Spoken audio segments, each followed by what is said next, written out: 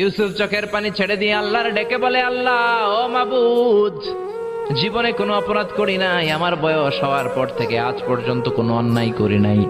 না জানি আজকে আমি আমার ঈমান হারা হয়ে যাই, না জানি আজকে আমি আমার চরিত্রটা হারাই রে মাবুদ।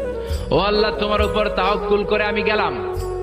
কালিমামা সাইয়েদানা ইউসুফ আলাইহিস সালামকে নিতে লাগলো, আর দরজার মধ্যে বড় বড় এক একটা তালা ঝুলাতে লাগলো।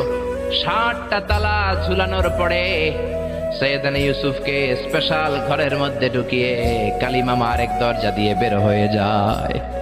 এখন ওই স্পেশাল গোপন কক্ষের মধ্যে শুধু দুইজন মানুষ, একজন নারী আরেকজন পুরুষ। চিল্লায় বলেন, একজন আরেকজন পুরুষ। জুলাইখা আর ইউসুফ। জুলাইখা বলে, ও ইউসুফ, বাঁচার কোনো মাধ্যম নাই, যে কোনো ভাবেই হোক আজকে আমি আমার মনোরঞ্জন করেই ছাড়বো, যেমন করেই হোক তোমার প্রেম আমি হাসিল করে ছাড়বো।